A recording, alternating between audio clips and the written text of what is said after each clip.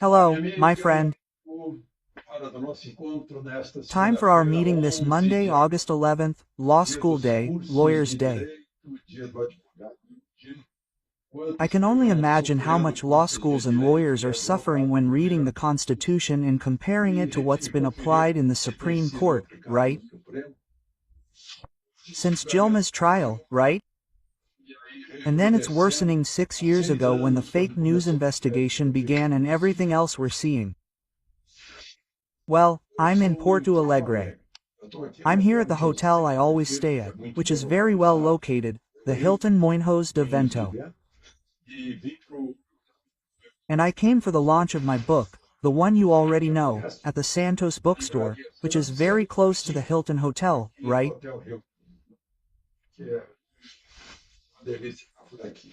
It's a little chilly, right? But we feel welcome. Well, remember to subscribe and leave a like or dislike at the end.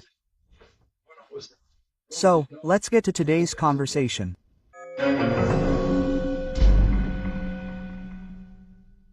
Well, today's first topic. I see that Minister Haddad announced that he would have a meeting this Wednesday with the U.S. Treasury Secretary, who is the U.S. Treasury Minister, right? His name is Scott Bessent. Now Dad has been told there's no schedule for him. I even suspect the Treasury Department is because they're the ones handling the application of the Magnitsky Act, right? Maybe they're listening to Eduardo Bolsonaro and Paulo Figueiredo, who are called to Washington for talks. That could be it. But Minister Haddad was furious, saying it was right-wing pressure that prevented him from talking to his boss, the minister, right, the U.S. Treasury Secretary. Yes, because the Treasury Secretary is also in favor of the 50% tariff, which started right around the corner, right, and is already being implemented in Brazil. But what's the reason, right?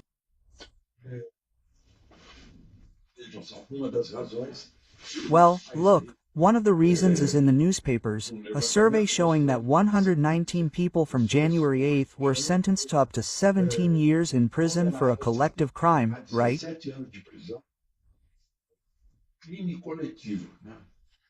That crowd that went to the Three Powers Square and many invaded the headquarters of the Three Powers.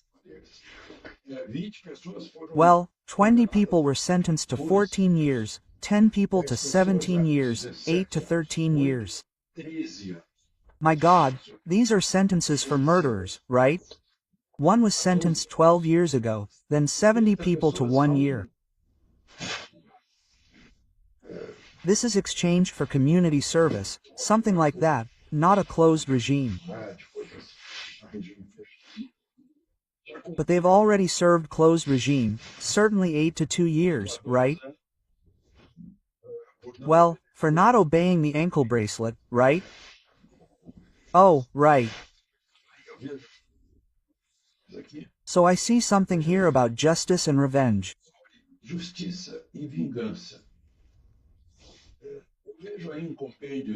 Well, I see military compendiums about the use of force in war.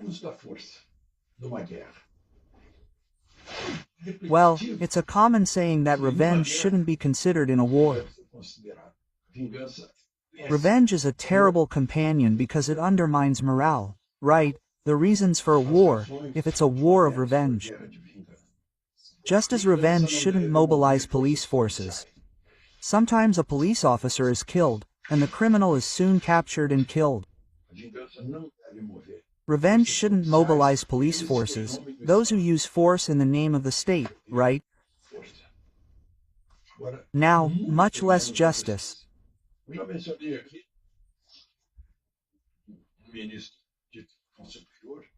I've already mentioned here, and I was just discussing with a superior court minister, that there's a Roman court, right, at the heart of Roman law, at the very heart of which, whose pediment is written in Latin, gratia et justitia, meaning justice is accompanied by grace or compassion.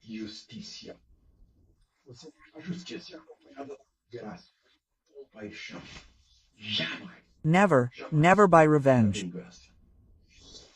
And we see many acts there as if they were vengeful. And do you know why?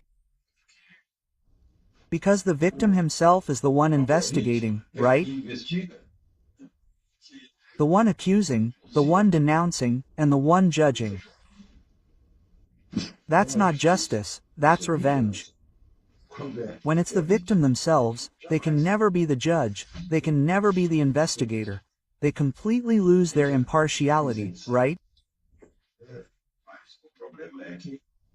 Well, but the problem is that the Chief Justice of the Supreme Court himself, Justice Barroso, has made several statements showing that the Supreme Court is no longer a department for enforcing the Constitution. The Constitution says it is. The Supreme Court is the guardian of the Constitution. So, here are Justice Barroso's statements, right? An active, independent court was necessary to prevent the collapse of institutions. This is what he said when he left office. The first one was the suspension of visas, if I'm not mistaken, the suspension of visas as an active court. The public prosecutor's office is the one that is active, the police must be active, right? But not the judiciary. I'm saying this on law school day, right? And a little earlier, in July, if I'm not mistaken, July 5, 2023, he said, the judiciary in Brazil is undergoing a dizzying process of institutional ascension.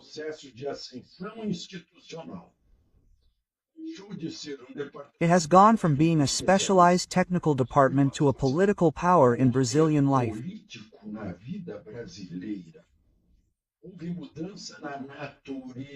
There has been a change in the nature, role, visibility, and expectations regarding the judiciary.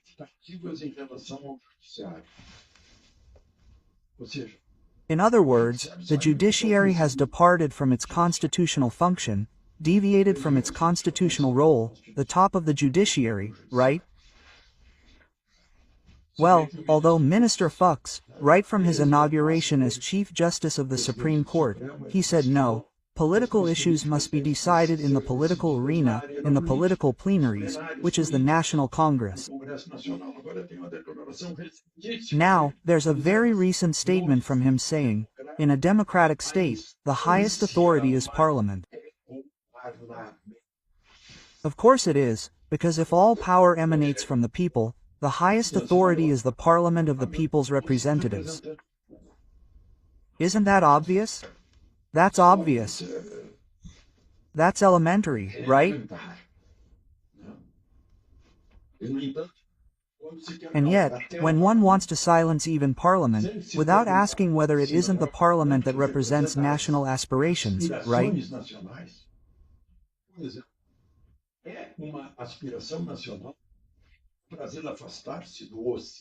For example, it is a national aspiration for Brazil to distance itself from the West where it is, from Western culture that is based on a. Judeo-Christian civilization, Greek philosophy, Roman law.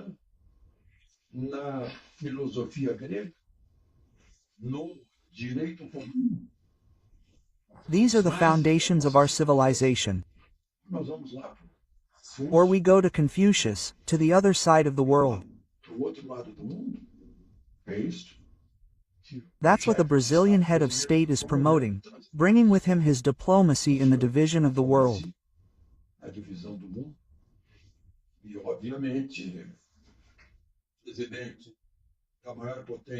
And obviously, the president of the greatest economic, scientific, military power on the planet finds it strange that there happens to be another Venezuela in the southern hemisphere, right?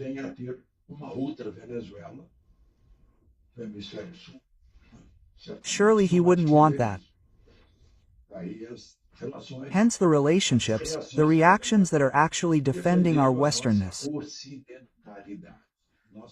We are from Western civilization.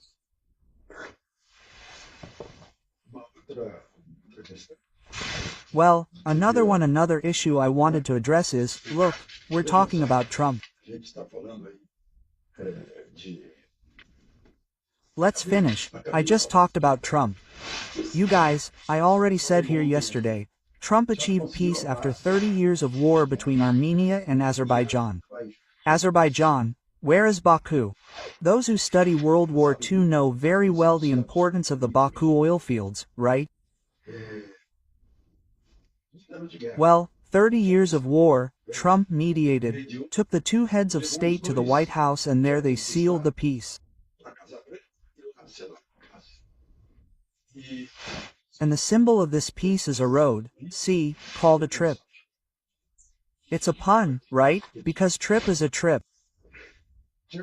Trip means Trump Road for international peace and prosperity.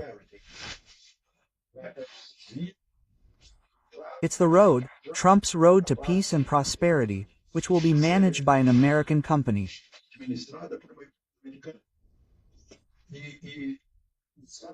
And the United States offers both countries, right, the means to maintain this peace and to seek prosperity as well.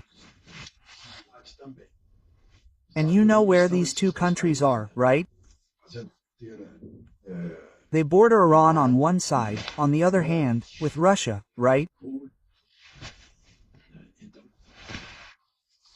So, removing these countries from Putin's influence, this after having worked for peace between Pakistan and India, Thailand and Cambodia, right?